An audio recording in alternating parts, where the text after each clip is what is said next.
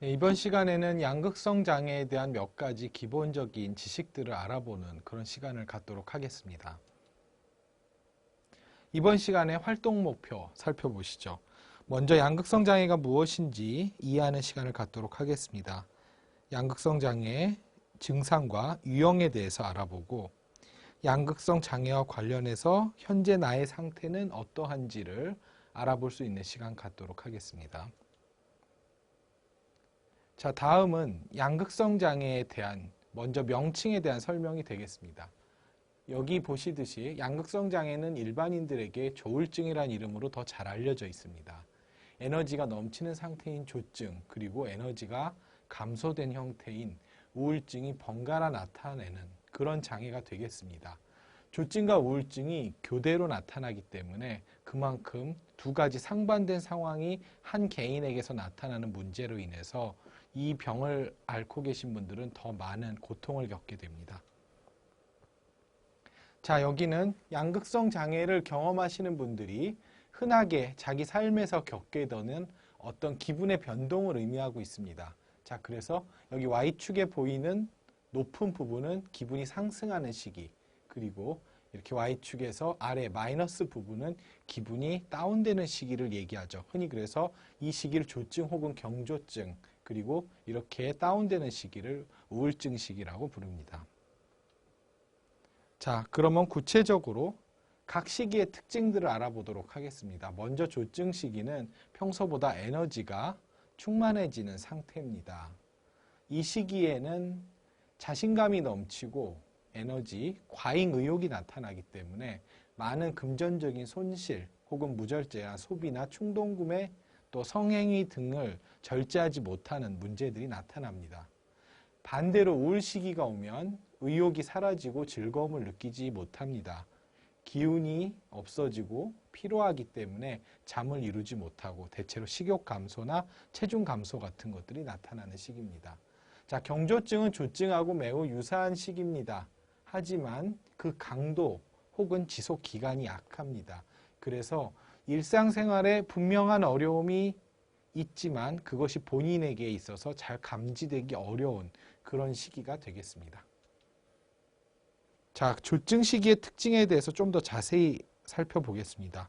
이 시기의 특징은 무엇보다도 자신감이 넘치고 자기의 가치 혹은 자기가 무엇을 할 수 있는지에 대한 평가가 평상시에 비해서 매우 팽창되고 상승되는 그런 시기입니다. 그러다 보니까 많은 환자분들은 이 시기에 자신감이 넘쳤던 기억 때문에 또 이 시기에 대해서 좋은 기억을 가지고 계시기도 하죠. 하지만 현실적으로 봤을 때 이 시기는 집중해서 한 가지를 생각하기 어려운 시기입니다. 그래서 사고의 비약이 심하고요. 사고가 한 가지가 완성되지 않은 상태에서도 계속 다른 사고가 연달아 일어나기 때문에 실제로는 이 시기에 어떤 만들어진 글이나 많은 창작물들을 주변 사람들이 이해하기는 어렵습니다. 수면에 대한 욕구가 감소돼서 거의 몇 시간 자지 않아도 피곤하지 않다라는 느낌들을 받게 되고요. 말이 많아지고 말을 계속 해야 될 것 같은 압박을 느끼게 되는데 이 모습들을 주변 사람들이 상당히 부담스럽게 느끼기도 하죠. 자, 또한 이 시기에 가장 문제 중에 하나라고 볼 수 있는 건 고통스러운 결과, 당시에는 느끼지 못하지만 이 시기가 지나갔을 때 그 시기를 돌아보면 가장 많이 후회하게 되는 그런 행동들을 하는 시기입니다. 주로 쾌락적인 행동으로 앞에 말씀드렸듯이 과잉 소비나 성행위 혹은 매우 위험한 모험이 따르는 행동들을 하는 게 특징이 되겠습니다. 이 시기엔 또한 정신적 초조감이 느껴지기 때문에 주변에서 뭔가 이 사람이 안정돼 있지 못하다는 느낌을 주게 되고요. 이 시기 어느 시기보다도 목표지향적 활동이 증가합니다. 새로운 사업을 벌리시거나 새로운 프로젝트 또 때로는 정치적 활동을 하시는 등 매우 특정 목표를 달성하기 위해 매우 높은 에너지를 이용한 활동들이 시작되는 그런 시기가 되겠습니다. 아마도 충분히 이런 시기에 대한 경험들을 가지고 계실 것 같습니다. 자, 다음은 우울증 시기의 특징이죠. 대부분 조증 시기와는 정반대로 매일 지속되는 우울감이 상당히 장기간에 걸쳐서 지속됩니다. 자, 이 시기에 일부 환자분들은 매우 큰 지체를 겪게 됩니다. 즉 전반적인 동작이 굼떠지고 모든 것들이 느리게 진행되는 그런 모습이 나타나고요. 하지만 또 일부 환자분들의 경우에는 오히려 더 초조함, 동요가 심해지는 모습이 나타나기도 합니다. 일상활동에 대한 흥미나 즐거움이 뚜렷하게 저하되고요. 식욕이 감소되다 보니 대부분은 체중이 감소됩니다. 물론 일부 환자분들의 경우에는 오히려 식욕이 증가하고 체중이 느는 경우들도 있습니다. 수면에 있어서도 두드러진 문제가 나타나죠. 그래서 거의 매일 나타나는 불면증을 경험할 수 있고요. 또 일부 환자들의 경우에는 과다수면이 나타나기도 합니다. 이 시기에 상당히 위험한 것 중에 하나는 자살이죠. 죽음에 대한 생각이 자주 들게 되고요. 구체적인 계획이 없는 자살 생각 혹은 구체적인 계획을 가지고 있는 자살 기도, 또 실제로 자살에 대한 시행이나 자해들도 이 시기에 많이 나타납니다. 집중력이 감소하고 우유부단함이 심해져서 어떤 결정을 내리기도 힘들어집니다. 또한 이 시기에 거의 매일 피로감을 느끼고 활력을 상실하게 되죠. 그러다 보니까 일부 환자분들은 우울증 시기가 너무 고통스러워서 오히려 조증 시기를 기다리는 그런 모습을 보이시기도 합니다. 자, 다음은 양극성 장애의 유형입니다. 이미 조증, 경조증, 우울에 대해서 살펴봤는데요. 실제 양극성 장애를 진단할 때는 이러한 기분 사파들이 어떤 조합으로 나타나는지에 따라서 양극성 장애를 1형 혹은 2형 혹은 순환성 장애 등으로 부르게 됩니다. 자, 먼저 1형 양극성 장애에 대해서 살펴보겠습니다. 1형 양극성 장애는 비정상적으로 기분이 고양되는 앞에 살펴보았던 조증 사파가 한 번 이상 나타나는 경우입니다. 조증 사파가 한 번 이상 나타나게 될 경우 제1형 양극성 장애로 진단을 하게 됩니다. 반대로 조증 사파가 나타난 적은 없고요. 하지만 그거보다 기간이 짧거나 정도가 조금 약한 경조증 사파가 나타나면서 또한 주요 우울장애, 우울증이 같이 나타나는 경우엔 제2형 양극성 장애로 진단을 하게 됩니다. 일반적으로 1형 양극성 장애에 비해서 우울증이 나타나는 비율이 상당히 높습니다. 마지막으로 순환감정 장애가 있습니다. 순환감정 장애는 기분 사파 수준의, 즉 우울 사파에 해당되는 것보다는 조금 경미한 우울증, 그리고 조증보다는 조금 정도가 낮은 경조증이 번갈아, 그러니까 경미한 우울증과 경미한 조증 증상이 번갈아 나타나는 게 2년 이상 지속되는 경우입니다. 여기서 조금 주의할 점은 경미하다 혹은 경이라는 표현이 들어가기 때문에 마치 별 문제가 아닌 것처럼 느껴질 수도 있지만 실제로는 매우 심각한 병입니다. 자, 이 병은 조증 사파, 경조증 사파 혹은 주요 우울 사파를 한 번도 경험한 적이 없다는 점에서 제1형이나 2형 장애와는 구분이 되는 측면이 있습니다. 자, 이번 시간에는 이렇게 양극성 장애는 무엇이고 어떻게 진단되는지에 대해서 간단히 살펴봤습니다. 다음 시간에 다시 뵙겠습니다. 네, 이번 시간은 양극성 장애 이해하기 두 번째 시간이 되겠습니다. 지난 시간에 주로 증상과 진단에 대해서 알아봤고요. 이번 시간에 활동 목표 보시겠습니다. 먼저 이번 시간에는 양극성 장애와 관련된 치료들에 대해서 살펴보겠습니다. 또한 양극성 장애가 나타났을 때 동반되는 대인관계 패턴과 이 대인관계 문제 그리고 치료에서의 도움을 줄 수 있는 지지적 네트워크가 무엇인지를 알아보겠습니다. 또한 양극성 장애 증상에 동반되는 의사결정상의 문제가 무엇인지 그리고 합리적인 의사결정이란 어떻게 하는 것인지에 대해서 알아보겠습니다. 자, 양극성 장애의 치료는 이미 많은 분들이 체험해 보셨을 것 같습니다. 양극성 장애 치료로 아마 많은 분들이 약물 치료를 먼저 체험해 보셨을 것 같습니다. 하지만 양극성 장애의 치료를 위해서는 약물 치료뿐 아니라 심리 치료를 병행하는 것이 필요합니다. 왜냐하면 약물 치료는 기분 안정과 증상을 감소시키는데 매우 효과적인 치료이지만 삶의 질을 개선하거나 실제 증상과 동반된 생활상의 어려움 또는 대인관계 어려움 등을 해결할 수 있는 방법은 심리치료밖에 없기 때문입니다. 그래서 가장 좋은 치료는 약물치료와 심리치료가 병행되는 이런 두 가지의 병행치료가 되겠습니다. 자, 그러면 먼저 약물 치료에 대해서 살펴보겠습니다. 약물 치료는 보통 조증 기분을 정상적인 기분으로 낮추어서 안정시켜주는 기분 안정제가 가장 널리 쓰이고 있습니다. 하지만 상당히 많은 시기에 또한 우울증이 나타나기 때문에 이 우울증 문제를 도움을 주기 위한 항우울제들도 쓰이고 있고요. 실제로 항경련제, 경련장애에 쓰이던 많은 약들이 또한 기분을 안정시키는 효과가 있기 때문에 이것이 널리 쓰이고 있고요. 또 일부 환자들에게는 비정형 항정신병 약물이라는 약물들이 처방되기도 합니다. 자, 이와 함께 널리 쓰이고 있는 심리치료로서는 인지행동치료가 있습니다. 바로 환자분들이 가지고 있는 어떤 잘못되고 왜곡된 부정적 사고 패턴, 이러한 사고들이 어떤 부정적인 감정이나 또한 정서 조절에 어려움을 유발하는 특징을 가지고 있습니다. 그렇기 때문에 이런 잘못된 인식을 바꾸는데 도움을 줄 수 있는 치료가 바로 인지행동치료가 되겠습니다. 자, 심리교육은 약물치료와 심리치료의 중간적인 형태를 띠고 있습니다. 즉, 양극성 장애 증상을 치료하기 위해서 매우 중요한 것은 약물치료입니다.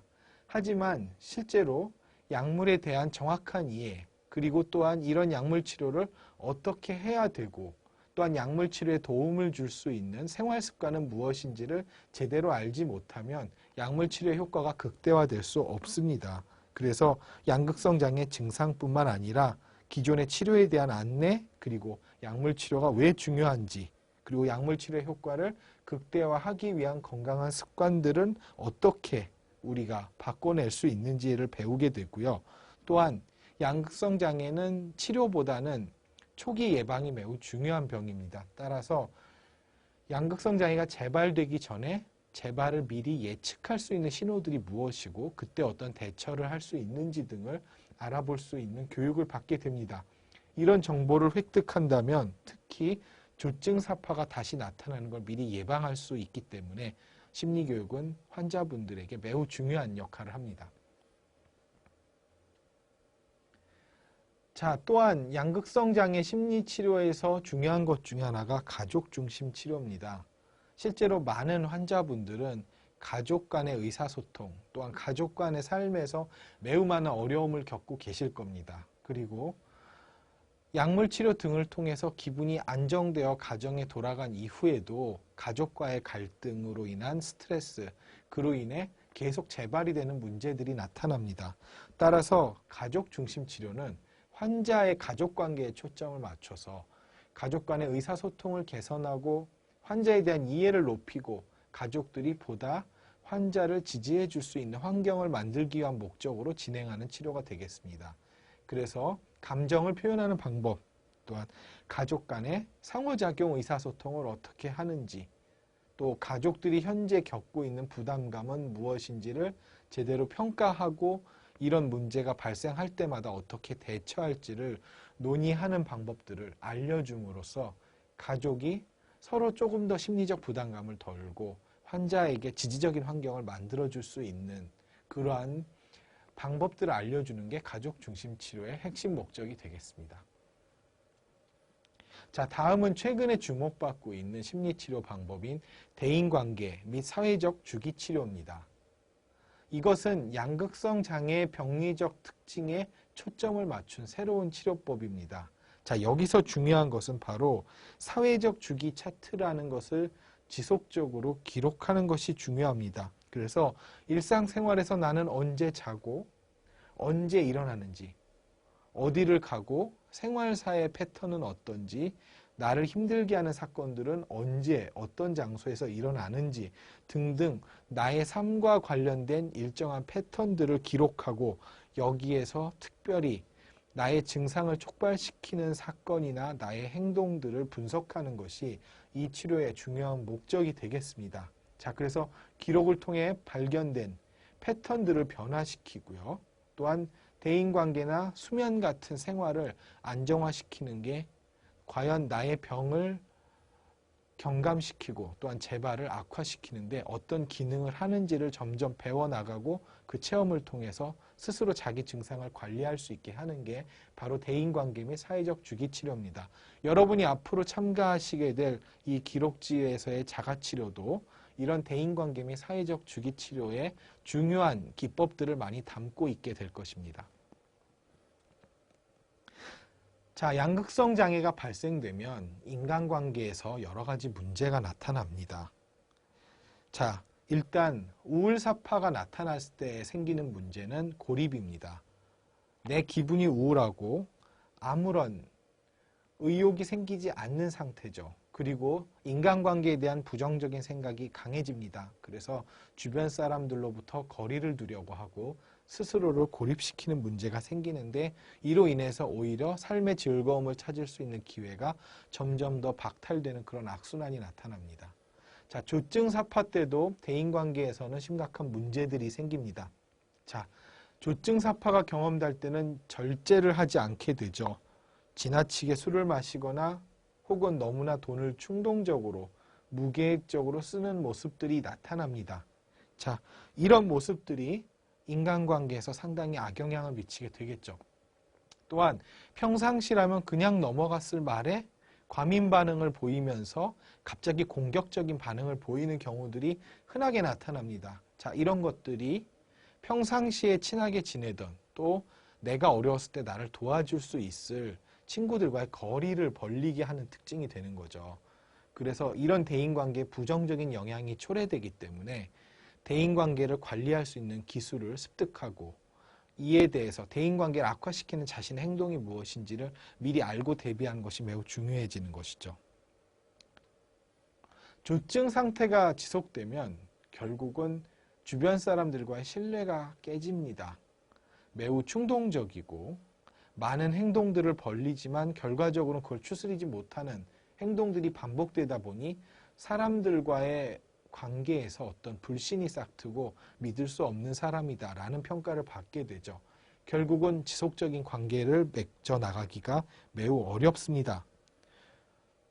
또한 이런 문제들을 극복하기 위해서 많은 돈을 쓰거나 여러 군데에서 피상적인 인간관계를 지속하는 일들이 생기는데 자, 이런 결과들은 결국은 진실한 관계가 늘어나는 것이 아니라 피상적이고 내 삶에 도움이 되지 않는 아주 일시적인 인간관계들만 확장될 가능성이 높아지기 때문에 자, 이런 형태, 조증 상태의 대인관계 패턴을 정확하게 인지하고 나에게 정말 도움이 될 수 있는 인간관계를 유지하는 것이 매우 중요한 것이죠.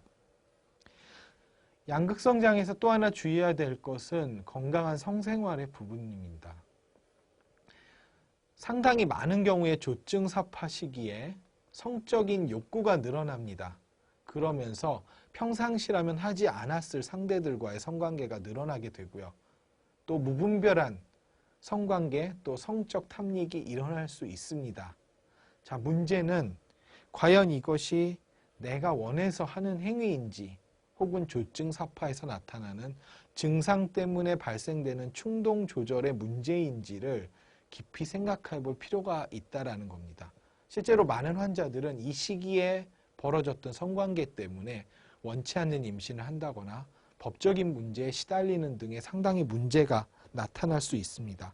따라서 건강한 성생활을 미리 대비하고 자기 자신의 어떤 의도와 행위를 통제하는 것이 매우 중요한 게 되는 것이죠. 자, 우울 상태에서 대인관계에서는 사람들과의 만남을 꺼리는 것이 문제고요.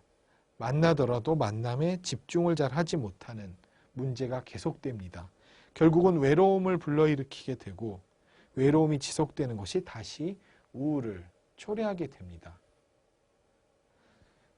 결국은 이것이 자꾸 본인을 고립시키는 악순환에 이르게 되기 때문에 이러한 증상이 나타났을 때 사람들에게서 멀어지기보다는 오히려 부정적인 생각이 들면서도 불구하고 주변 사람들의 도움을 받기 위해 오히려 더 노력을 해야 되는 것이죠. 여기서 주변 사람들이 중요한 이유는 바로 이들이 나의 사회적 지지원이 되기 때문입니다. 자, 그렇다면 사회적 지지가 무엇인지를 한번 살펴봐야 할 텐데요. 자, 사회적 지지란 친구, 가족, 전문가 등 내가 도움을 필요로 할 때 도움을 줄, 나를 도와줄 의지가 있는 모든 사람들로부터 전반적인 도움을 받는 것을 의미합니다. 나를 도와줄 수 있는 사람들이 얼마나 많은가, 또 그들이 해줄 수 있는 도움이 얼마나 지속적이고 얼마나 질적으로 우수한지가 내가 이 병을 이겨내는데 아주 중요한 역할을 하는 것이죠. 그래서 증상에서 회복될 뿐만 아니라 나의 치료 계획을 실행하고 유지시키는데 아주 중요한 역할을 하게 됩니다. 자, 그렇기 때문에 지지적 네트워크라는 것이 반드시 필요한데요. 자, 나를 도와줄 충분한 의사가 있는 주변 사람들이 있다라고 했을 때 이것은 나의 치료 진행에 있어서 큰 도움이 됩니다. 자, 주변의 지지적 네트워크는 나의 치료 동기를 높여줄 수 있습니다. 그래서 내가 설령 약을 복용하거나 혹은 심리치료에 정기적으로 참여하는 것에 대해서 어떤 부정적인 생각 혹은 그것에 집중하지 못하는 어떤 문제가 발생할지라도 나를 신경 써주는 주변 사람들이 많다면 그들이 나에게 제때 약을 먹고 제때 치료에 참가할 것을 권유하고 때로는 그것에 대해서 조금 강제할 수 있는 그런 기능을 해주는 것이죠. 따라서 정말 중요한 것은 양극성 장애의 치료를 위해서는 어느 시기 동안의 집중적인 치료보다는 꾸준한 치료, 설령 내가 조금 나아졌다라고 느끼더라도 꾸준히 계속적으로 재발을 방지하기 위해 병원 혹은 클리닉을 방문하고 치료를 하시는 게 매우 중요합니다. 하지만 대부분의 경우 그렇게 꾸준하게 치료를 받고 약을 복용하고 상담을 받는 것이 쉬운 일이 아니죠. 따라서 나의 사회적 지지망을 적절하게 구축해서 설령 내가 치료를 받는 것을 등한시하더라도 나에게 지속적으로 치료를 받도록 무언가 조금 더 권유해주고 나 대신에 이런 부분에 대해서 많은 부분들을 조언해 줄 수 있는 사람들을 찾아내는 것이 매우 중요한 것입니다. 자, 그리고 오늘 마지막으로 살펴볼 내용은 양극성 장애에서 흔히 발생되는 의사결정상의 문제입니다. 자, 의사결정은 내가 무엇을 하고 무엇을 하지 말아야 될지를 결정하는 아주 중요한 인간의 고등 사고 기능입니다. 자, 그런데 양극성 장애가 발생되면 이러한 사고 기능에서 중요한 결함들이 발생합니다. 자, 먼저 우울사파의 경우에는 무기력감 때문에 무언가 결정을 하는 것을 계속 피하게 됩니다. 또한 에너지가 부족해서 결정을 하더라도 이 결정을 내리는데 반드시 고려해야 될 중요한 정보들을 찾지 않은 채 되는 대로 결정을 충분한 심사숙고 없이 내리게 되는 문제들이 발생하고요. 그렇기 때문에 결정을 하지 않기 때문에 생기는 문제들, 또한 충분한 고려 없이 결정을 내리는 것들로 인해서 많은 2차적인 피해가 발생되죠. 조증사파 때는 조금 더 다른 의사결정상의 문제가 발생합니다. 이 시기는 자신감이 충만한 시기죠. 그러다 보니까 무엇인가 안 될 수 있다라는 생각이 매우 부족해집니다. 그래서 충동적인 의사결정, 그리고 과도하게 낙관적인 의사결정으로 인해서 무언가 합리적인 결정을 하지 못하고 이를 그르칠 수 있는 위험도가 높아지는 시기입니다. 자, 그래서 앞으로 여러분들이 하셔야 될 작업 중에 하나는 본인의 의사결정 유형이 무엇인지를 확인하시는 겁니다. 일반적으로 의사결정 유형은 3가지가 있다고 알려져 있습니다. 첫 번째가 합리적 유형입니다. 합리적 유형은 다양한 정보들을 열심히 수집해서 심사숙고한 뒤에 그 중에 가장 적합한 좋은 결과가 나올 것 같은 것들을 결정해서 추진하는 그런 의사결정 유형입니다. 자, 반면에 직관적 유형은 자기의 감에 따르는 결정입니다. 충동적이고요. 어떤 결과를 충분히 예상하기보다는 순간의 감에서 좋아 보이는 잘 될 것 같은 것들의 예감에 따라서 무언가를 결정하는 그런 유형이 되겠습니다. 마지막은 의존적 유형인데 이것은 본인의 결정보다는 타인의 의견을 매우 중요시해서 타인들의 방향에 따라서 결정을 하는 유형이 되겠습니다. 따라서 앞으로 여러분들은 자신의 의사결정 유형이 무엇인지를 활동지 작업을 통해서 알아보시고 보다 적합한 결정 유형, 즉 합리적 의사결정 유형으로 어떻게 변화시킬 수 있을지를 앞으로 연습하고 탐구해보는 그런 시간을 갖도록 하겠습니다. 자, 그래서 이번 시간에는 양극성 장애, 특히 그 중에서도 치료와 자기 관리에서 꼭 중요한 내용들이 무엇인지를 살펴보았습니다. 자, 이 작업들을 통해서 여러분들이 앞으로 활동지를 통해 무엇을 하셔야 되는지 아셨을 겁니다. 자, 이 필요성들을 잘 숙지하시고 앞으로 활동지들을 적극적으로 활용해 주시기 바랍니다. 감사합니다. 네, 이번 시간에는 약물 치료에 대해서 살펴보도록 하겠습니다. 이번 시간의 활동 목표가 되겠습니다. 양극성 장애 약물 치료에 대해서 알아보고 약물 복용을 위한 목표를 세우겠습니다. 또한 약물을 복용하는 데 있어서의 장애물들을 탐색하고 이에 어떻게 대처해야 될지를 살펴볼 것입니다. 자, 양극성 장애 원인으로는 크게 두 가지가 지적되고 있습니다. 먼저 양극성 장애가 발병되는 사람들에게는 가족 혹은 친척으로부터 물려받은 양극성 장애에 잘 걸리는 유전적인 취약성이 존재한다라고 알려져 있습니다. 하지만 이 취약성만으로 이 병이 발생하는 것은 아닙니다. 개인에게 영향을 미치는 아주 중요한 스트레스 사건들이 누적되면서 이것이 개인이 가지고 있는 유전적 취약성을 자극하고 양극성 장애를 발병시키는 것입니다. 따라서 우리는 유전적 취약성 자체를 치료하기는 쉽지 않지만 스트레스 요인의 관리를 통해서 이 병이 발생하는 것을 통제할 수 있는 것입니다. 자, 이번 시간에는 양극성 장애 약물 치료들에 대해서 살펴볼 것입니다.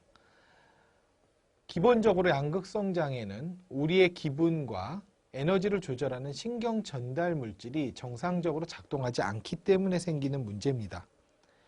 따라서 이를 관리하기 위해선 일정한 약물 치료가 필요합니다.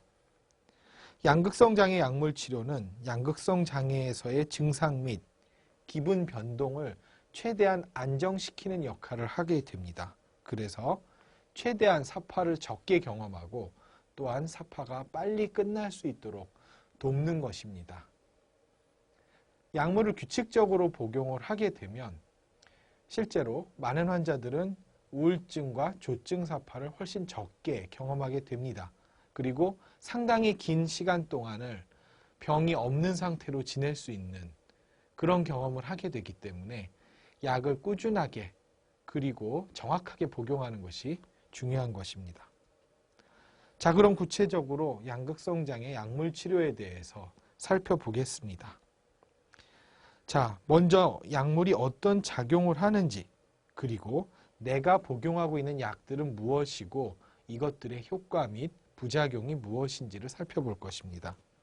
그리고 약을 복용하는 데 방해가 되는 주로 부작용이 되겠죠. 이런 장애물들을 살펴보고 자, 이런 것들이 나타날 때 우리는 어떻게 대처할 수 있는지에 대해서도 살펴보겠습니다.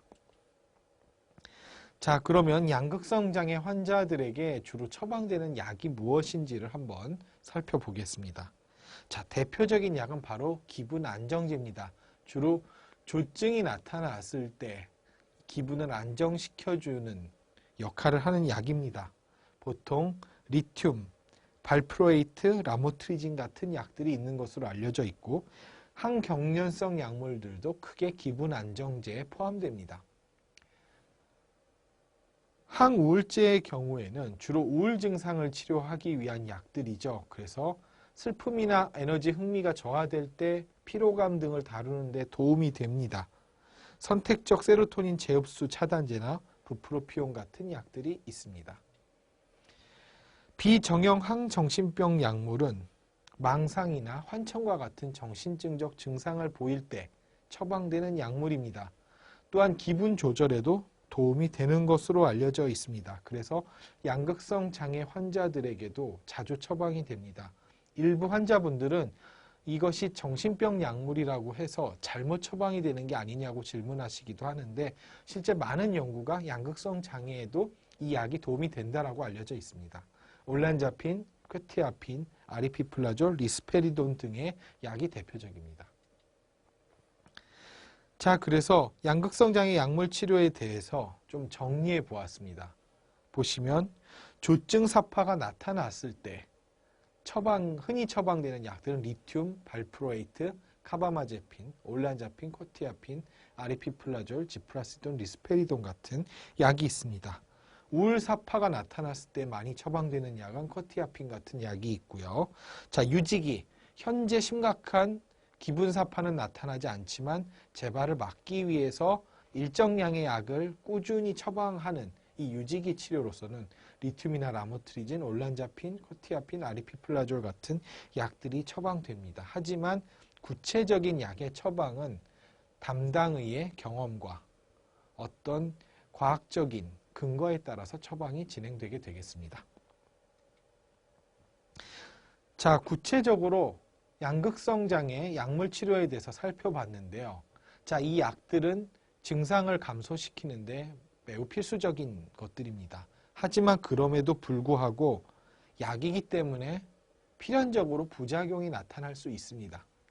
자, 리튬 같은 경우 배뇨 과다나 갈증, 설사 같은 문제들도 나타나고요. 또 환자분들이 매우 우려하시는 체중 증가 같은 문제들도 나타납니다.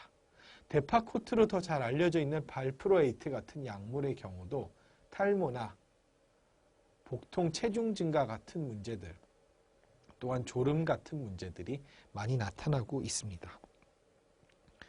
올란자핀, 자이프렉사로 알려져 있는 올란자핀 같은 경우에도 어지러움, 불안, 식욕 증가 같은 문제들이 나타날 수 있습니다.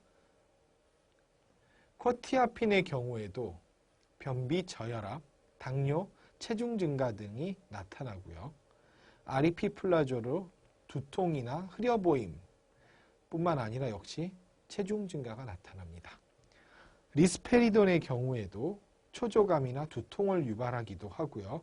역시 체중 증가 같은 부작용들이 나타납니다. 자, 약물 부작용들은 일반적으로는 일시적으로 나타나는 게 특징입니다. 하지만 일부 부작용들은 일상생활에 어려움을 초래할 정도로 길게 나타나는 경우가 있습니다. 따라서 이 부작용에 정확하게 대처하기 위해서는 우선 내가 어떤 약을 복용하고 있는지를 정확하게 알고 있어야 됩니다.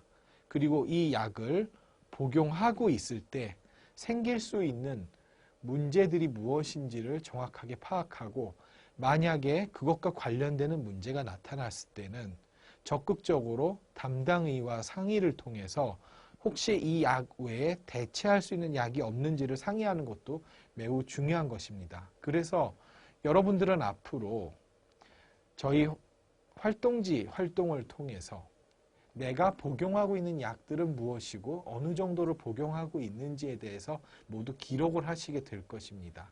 또한 약을 복용하면서 생기고 있는 부작용이 무엇인지를 보고 이것에 대한 대처 방안 등을 탐색하여서 수동적으로 약의 부작용을 그냥 경험하는 것이 아니라 적극적으로 부작용에 대처할 수 있는 방법들을 배우도록 하겠습니다.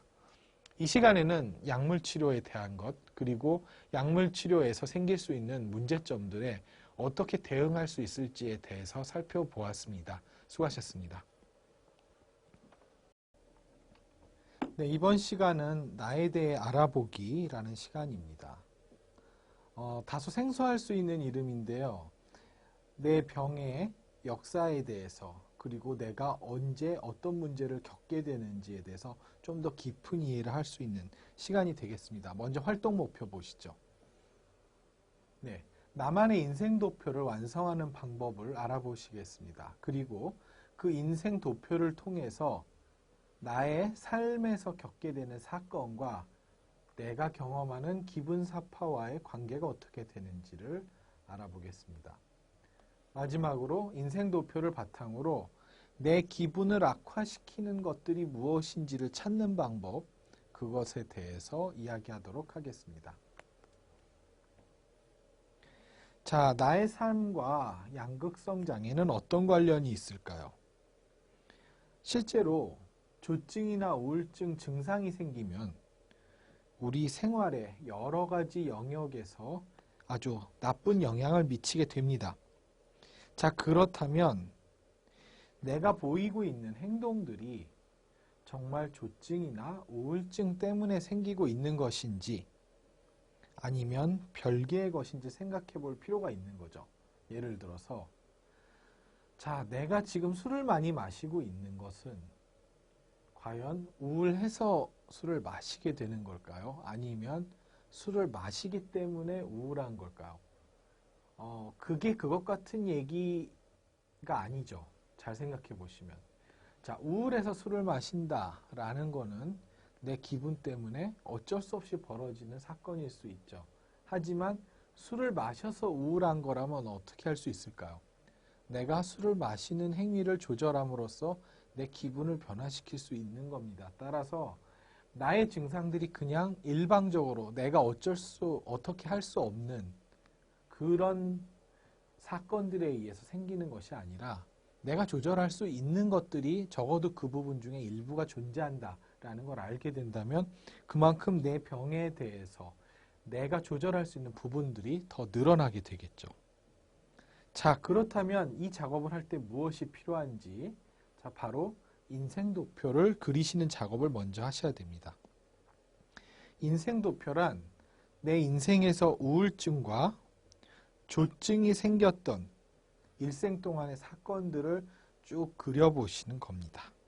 그리고 그 당시에 나는 어떤 일들을 경험하고 있었는지, 어떤 사건이 생겼고 나는 무슨 대처를 하고 있었는지 이런 것들을 함께 적어보는 것이죠.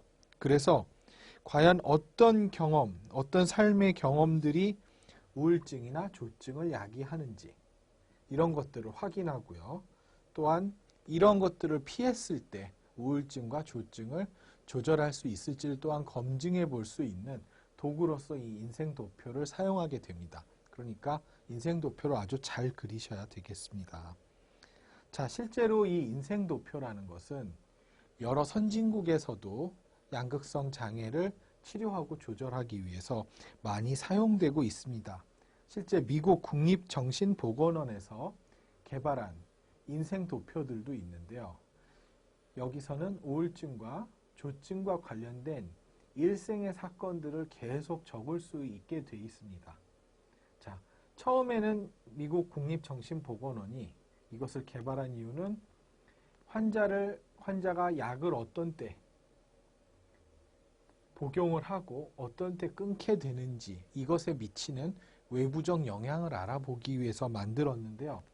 현재로는 이거를 막상 기록을 해보니까 이 환자에 대해서 진단을 하는데도 그리고 어떤 때 우울증과 조증이 나타나는지를 예측하는 데 매우 중요한 정보가 된다는 걸 확인한 거죠. 그 이후부터는 환자들의 문제를 분석하고 어떻게 하면 이 문제를 경감시킬 수 있는지를 응용하는 데 있어서 필수적으로 이 인생 도표들을 활용하고 있습니다. 자, 그래서 인생 도표 그리기의 목적은 다음과 같습니다. 먼저 증상 발현 시기에 어떤 주요 사건들이 있었는지를 기록하는 것입니다. 그래서 어떤 사건이 생겼던 직후에 내가 병이 시작됐는지 혹시 그러한 사건들 사이에는 어떤 패턴, 공통점이 있는지 같은 것들을 알아보는 것이죠. 또한 증상의 시작에 영향을 미친 사건과 또한 그 증상의 지속 기간 등을 적게 됩니다. 그뿐만 아니라 이런 정보들을 모두 알게 되면, 즉 어떤 때 주로 증상이 생기는지 그리고 어떤 사건들이 주로 이 문제에 영향을 주고 유지를 시키는 데 기여하는지를 알면 자, 그런 사건들을 피하거나 관리할 수 있게 되겠죠. 그러면은 그런 과정들을 통해서 이후에 증상이 재발되는 것 혹은 증상이 더 나빠지는 것들을 우리가 미리 막을 수가 있게 되는 겁니다. 그래서 인생 도표를 통해서 우리는 언제쯤 나빠지겠구나 내가. 그렇다면 내가 무엇을 대비해야 되는지에 대한 정보를 알고 대응할 수 있게 되는 것이죠. 자, 그렇다면 이런 중요한 인생도표를 그릴 때 주의해야 될 것들이 무엇일지 한번 살펴보겠습니다. 자, 먼저 인생도표를 그릴 때는 우울증이나 조증 등이 나타나는 그 상태의 기간을 대략적으로 잘 잡아줘야 됩니다. 자, 보통 우울증이나 조증은 어느 하루만 나타나는 게 아니죠. 짧게는 며칠에서 길게는 몇 개월까지 일정한 기분 상태가 지속이 됩니다. 때로는 우울한 상태가 지속되기도 하고 어떤 때는 조증 상태가 지속되기도 하죠. 이렇게 특정한 기분 증상이 일정 기간 동안 지속되면 우리는 그거를 사파라고 부릅니다. 일상에서 많이 쓰는 얘기는 아니죠, 사실 사파라는 게. 하지만 이 병을 이해하는 데에서는 사파라는 이름이 아주 빈번하게 쓰이기 때문에 이번 기회에 이런 사파라는 용어에 좀 익숙해지시면 좋을 것 같습니다. 자, 사파는 그래서 우울이나 조증이나 경조증이 시작되는 시점, 진단을 할 수 있는 시점부터 끝부분, 더는 그 진단을 내릴 수 없게 되는 시점까지의 그 기간 전체를 얘기합니다. 그래서 사파라는 게 존재하기 위해서는 자, 사파가 시작되기 전에는 그런 증상들이 진단을 할 만큼 유의미하게 없어야 되고요. 증상이 사라진 사파가 끝난 뒤에는 이제 기분이 좋아지는 거의 정상에 가까운 시간이 돼야 됩니다. 그러니까 내가 어떤 기분 증상으로 상당히 고통스러웠던 일정 시기 동안을 사파, 에피소드라고 부르는 거죠. 사파는 기간에도 나오듯이 몇 주에서 몇 달까지 지속될 수 있습니다. 자, 사파는 다양한 사파를 경험할 수 있습니다. 우울한 모습을 보일 수도 있고요. 조증이나 경조증을 보일 수도 있습니다. 그리고 때때로 두 사파 사이에는 휴식기 같이 기분이 비교적 정상적인, 안정적인 기분을 보이는 시간이 나타날 수도 있습니다. 또한 사파는 어떤 큰 스트레스 사건이나 생활에 변화가 나타난 직후에 생기기도 하고요. 경우에 따라서는 왜 생겼는지 이유를 찾기 어려운 그런 시점에 발생을 하기도 합니다. 자, 그래서 인생도표를 그리는 단계는 다음과 같습니다.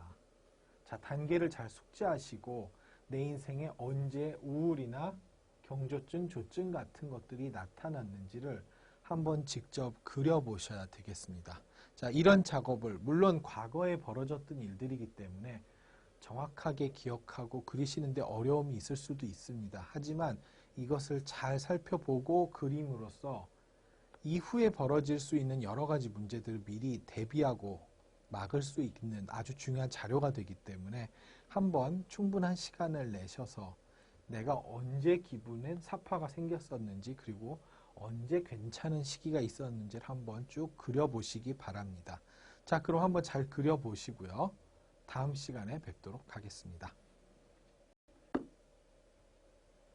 네, 6번째 시간입니다. 지난 시간에 인생에서 여러분들에게 중요한 사건들, 특히 기분 증상이 나타났던 사파들을 그려보셨습니다. 자, 이제는 이것을 바탕으로 나의 병에 중요한 단서가 될 수 있는 촉발 요인과 악화 요인을 탐색하는 시간을 갖도록 하겠습니다. 먼저 활동 목표 보시겠습니다. 일반적으로 다수의 환자들이 경험하는 우울 및 조증 사파의 촉발 요인과 위험 신호에 대해서 먼저 알아보고요. 자, 나의 촉발 요인과 위험 신호는 무엇인지에 대해서 알아보도록 하겠습니다. 자, 우울증과 조증 사파가 언제 시작되는지 이 변화는 매우 미묘합니다. 그래서 시작되는 시점을 알아차리는 건 상당히 어렵습니다.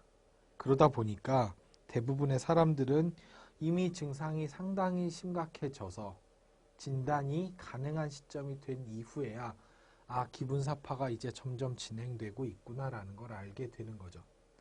문제는 이미 많이들 겪어보셨겠지만 기분 사파가 상당히 진행된, 악화된 상태에서는 자기 자신을 통제하기가 매우 어렵습니다. 따라서 그것보다 훨씬 더 빨리 아주 초기에 대응을 하는 것이 중요합니다. 자, 유명한 철학자 에라스무스는 그런 얘기를 한 적이 있습니다. 예방은 치료보다 낫다. 즉, 너무 나빠지기 전에 미리 대처하는 것이 가장 현명한 선택이라는 겁니다. 그러기 위해서는 내가 나빠지고 있다, 기분 사파가 오고 있다라는 것을 최대한 빨리 알아차릴 수가 있어야 할 겁니다. 자, 그러면 일반적으로 환자분들은 어떤 때 우울증이나 조증 사파가 촉발되는지를 먼저 살펴보겠습니다. 자, 그림에서도 표현되듯이 스트레스가 높아지는 건 아주 중요한 촉발 요인이 됩니다. 학교나 직장에서의 문제 또는 경제적인 어려움이 발생되는 것, 인간관계에서 사랑하는 사람과 혹은 친밀한 관계에서 문제가 생기는 것들 아주 중요한 촉발 요인이 되겠고요. 심지어는 계절이 변화되는 것 자체도 아주 중요한 촉발 요인이 됩니다. 때로는 잠을 제대로 자지 못하는 것 혹은 잠을 자는 패턴이 불안정해지는 것도 아주 중요한 촉발 요인이 됩니다. 자, 그렇다면 우울증이 오기 시작한다는 걸 어떻게 알 수 있을까요? 자, 우울증이 오기 시작하면 사람들하고 어울리기를 꺼리기 시작하죠. 그리고 주변 사람들을 점점 돌보지 않게 되고 수면 시간이 증가되는 그런 것들을 알 수 있습니다. 평소보다 달리 이런 모습이 나타나기 시작하면 우울사파가 오는 것이 아닌가라는 걸 경계해야 되는 거죠. 자, 그렇다면 조증사파가 오기 시작한다는 걸 알 수 있는 위험 신호는 뭐가 있을까요? 점점 뭔가 집중을 하기 어렵게 되고요. 평소보다 말하는 속도가 좀 빨라진다.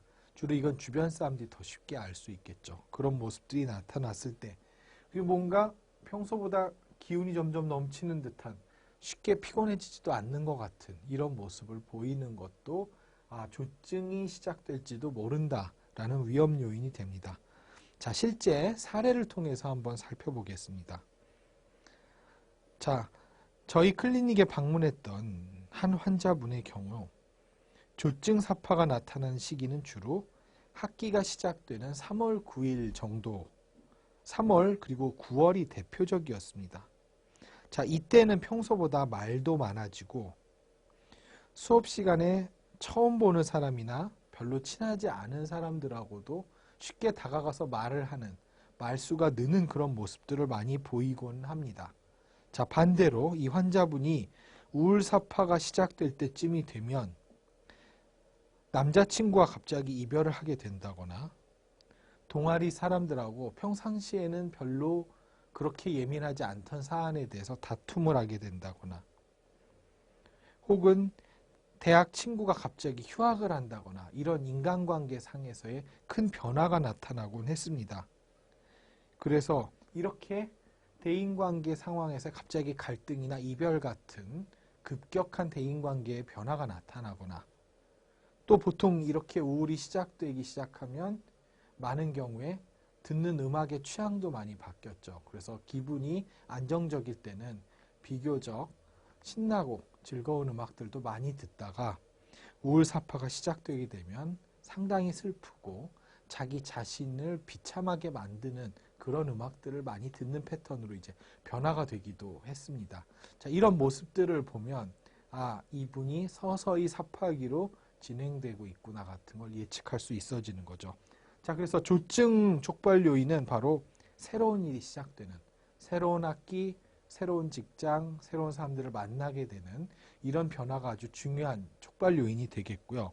조증의 위험 신호는 평소보다 말이 많아지는 모습을 보면서 위험할 수 있다. 그러니까 두 가지를 알 수 있는 거예요. 그러니까 새로운 일이 시작되는 상황 자체가 하나의 위험 요인이고요. 그런 상황에 처해졌을 때 뭔가 말이 많아지고 좀 사람들과 다가가는 모습이 평상시보다 과하게 증가되고 있다면 이 사람이 조증이 시작되는 것이 아닌가라는 것을 의심할 수 있게 되는 거죠.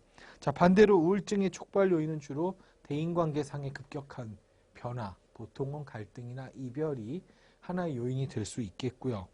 자, 이럴 때 이 사람이 우울해지고 있구나라는 걸 알 수 있는 위험 신호는 음악의 취향이 바뀐다던가 보는 영화의 취향이 바뀐다던가 이런 모습들을 통해서 예측을 할 수 있겠습니다.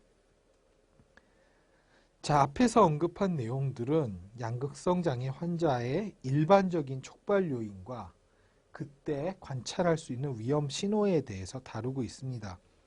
하지만 환자는 개개인마다 다 독특한 개성을 갖고 있기 때문에 이렇게 책에 나오는 혹은 논문에서 나오는 일반적인 어떤 위험 상황 혹은 위험 신호들, 촉발 요인들이 개인마다 모두 일치하지 않습니다. 그래서 나만의 촉발 요인은 무엇인지 그리고 나만의 위험 신호는 무엇인지는 결국은 내가 직접 적으면서 나의 것을 찾아내는 수밖에 없는 거죠. 그래서 다음에 활동지를 통해서 자신만의 촉발 요인과 위험 신호를 알아보셔야 되는 겁니다. 자, 다음에 나오는 것이 바로 기분 및 상황에 따른 증상을 확인할 수 있는 바로 그런 활동지가 되겠습니다.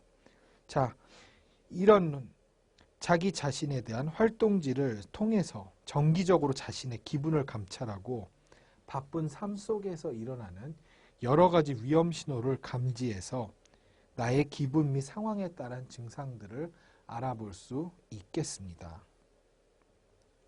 자, 그렇다면 대체로 우울증이나 조증은 어떤 과정을 통해서 나타나는 건지 진행 과정을 한번 살펴보도록 하겠습니다. 자, 일반적으로 우울증이나 조증이 나타날 때의 첫 번째 단계는 불면증, 스트레스 등이 가장 먼저 나타나게 됩니다. 이런 것들이 처음에 유발이 되면서 2단계로 접어들면 우울증이나 조증 증상이 본격적으로 발생을 합니다. 자, 여기서 그치는 게 아니고요. 조금 더 시간이 지나면 내가 생각하는 패턴이나 나의 감정 패턴에서도 변화가 일어나기 시작합니다. 4단계에 이르면 나의 평상시의 행동이 변하게 되고요. 행동이 변화함에 따라 기능 감소, 즉 내가 사회에서 학교에서 하던 이전의 역할들을 제대로 해내지 못하는 단계에 이르게 됩니다. 결국 이러한 기능의 감소는 최종적으로는 내가 주변 사람하고 살아가는 데 있어서 심각한 심리 사회적 문제를 유발시키게 되는 것이죠. 이런 요인들은 서로에게 상호적으로 영향을 미쳐서 이 악순환의 고리가 반복되게 됩니다. 즉 일방적으로 이렇게 흘러간다기보다는 인지나 정서의 변화, 행동 변화가 또 다른 증상들을 유발시키고 또 다른 많은 문제들을 계속 더 악화시킬 수 있는 그런 악순환의 고리가 된다는 거죠. 그래서 사실은 이 진행 과정의 초기 단계를 정확하게 알고 더 많은 문제가 생기기 전에 이것들을 막을 수 있는 방법들을 찾는 게 중요하다고 하겠습니다. 자, 개인에 따라서 조증을 악화시키는 요인들은 다릅니다. 하지만 일반적인 악화 요인은 다음과 같습니다. 자, 기분이 들뜬 상태에서는 일반적으로 고양된 기분을 아주 긍정적으로 평가합니다. 하지만 기분이 들뜬 상태가 항상 유지되는 건 아니죠. 자, 조증 후에는 심각한 우울로 빠지게 되는 경우들도 종종 있습니다. 자, 그리고 경조증 상태는 보통 처음에는 잘 이것이 문제인지 모르는 경우도 있는데요. 경조증 상태는 보통 조증으로 진화를 하게 되고요. 경우에 따라서는 이것이 심각한 우울로 빠지는 이런 순환고리가 나타나는 경우들이 있습니다. 따라서 기분이 들뜬 상태, 이것이 좋다고 느껴진다 하더라도 이 상태를 계속 유지하는 것은 상당히 위험합니다. 자, 그러면 조증을 악화시키는 요인은 기분 자체가 들떠있는 상태도 있지만 주변에 너무 과도한 자극이 유지되는 것도 심각한 문제, 조증을 악화시키는 요인이 됩니다. 그래서 지나치게 시끄러운 곳, 혼란스러운 장소, 또 주변의 과도한 변화와 그런 것들이 나를 성가시게 하고 나에게 많은 자극을 주는 그런 환경들은 조증을 악화시킨다고 알려져 있어요. 그래서 대체로는 평온하고 큰 변화가 없고 안정된 상황 속에서 지내는 것이 조증을 악화시키지 않는 중요한 기능을 하게 됩니다. 또 하나는 잠을 잃는 것이라고 써놨는데, 그러니까 잠을 덜 자는 거죠. 그러니까 잠을 덜 자기 시작하는 것. 수면 부족은 그 자체가 조증의 한 가지 증상이긴 하지만 실제로 잠을 덜 잘수록 그 다음날의 조증 증상은 더 악화되는 특징이 있습니다. 그렇기 때문에 잠을 제대로 자지 못하기 시작하는, 그리고 제때 자지 못하기 시작하는 것이 조증을 점점 더 악화시키는 거죠. 그래서 여기 나오듯이 기분이 들뜬 상태를 그대로 두는 거, 혹은 너무나 나에게 과도한 자극을 주는 어떤 상황 속에 노출되어 있는 것, 그 다음에 수면 패턴을 제대로 지키지 못하는 것들이 조증을 더 악화시키는 중요한 원인이 된다라는 겁니다. 그래서 여러분들은 각자의 조증을 악화시키는 요인을 탐색하는 활동을 하셔야 되는 겁니다. 자, 그렇다면 우울을 악화시키는 요인은 어떤 것이 있을까요? 개인에 따라서 우울을 악화시키는 요인 역시 매우 다릅니다. 하지만 일반적인 거 몇 가지를 보면은요. 첫 번째는 압도되는 상황에 노출되는 겁니다.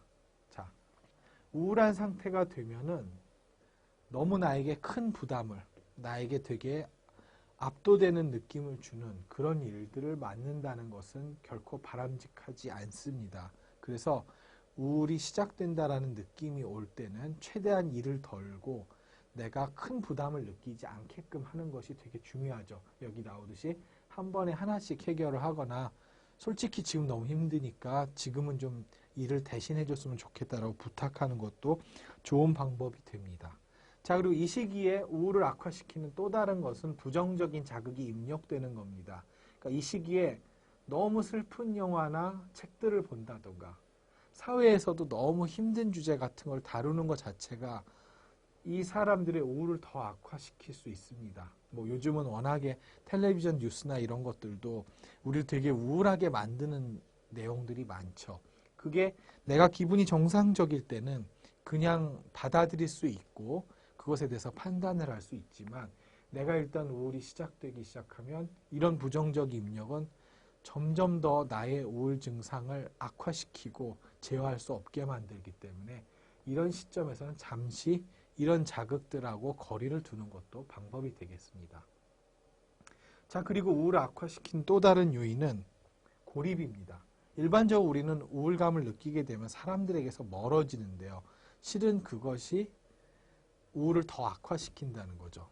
많은 경우에 혼자 있고 싶다라는 말씀들을 하지만 정작 혼자 있게 되면 우울은 점점 더 악화됩니다.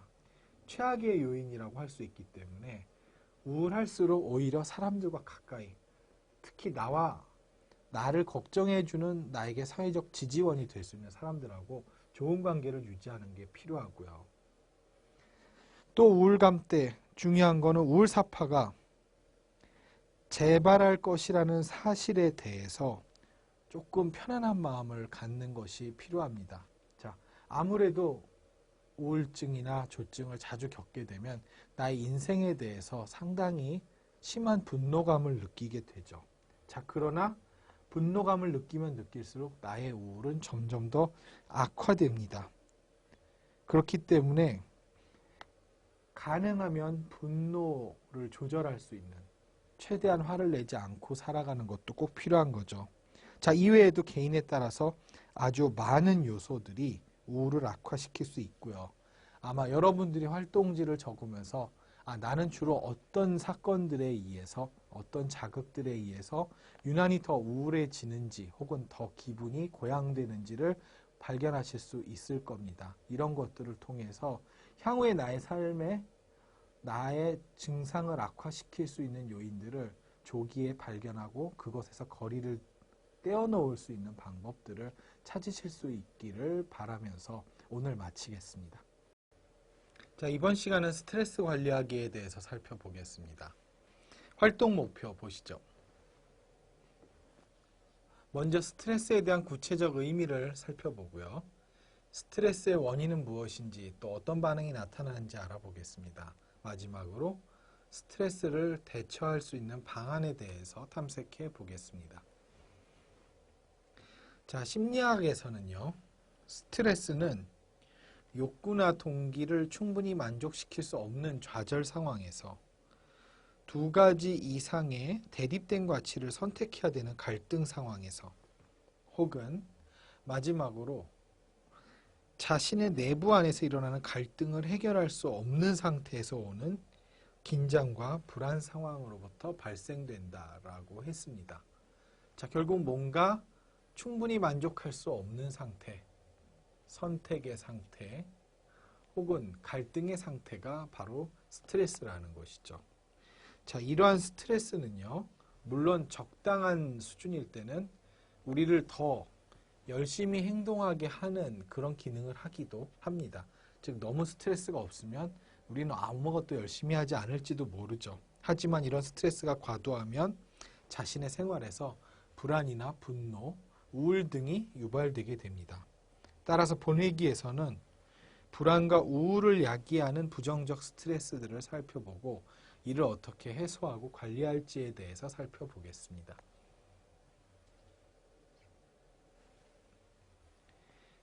자, 그렇다면 이 스트레스는 어떻게 발생되고 어떻게 악화되는 것일까요? 여기 그림으로 표현을 해봤습니다. 자, 살다 보면 해야 할 일이 많고 제한된 시간만 주어지는 경우들이 있습니다. 자, 너무 일이 많거나 너무나 시간이 부족할 때는 결국은 포기를 할 때가 생기겠죠. 포기를 하고 다음 기회를 기약해야 될 때가 생길 것입니다.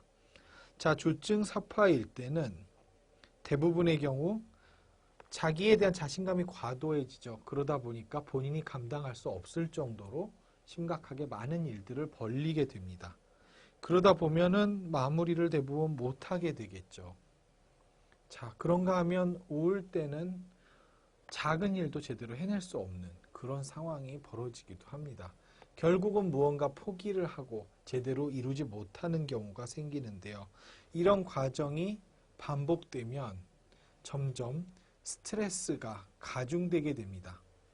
스트레스가 가중되고 이런 스트레스를 제대로 해소할 수 없다면 정서 증상 혹은 신체 증상으로 이게 표현이 되게 됩니다. 집중력이 떨어지고 분노가 더 높아지고 우울이나 긴장, 초조 같은 증상들이 나타나는데요.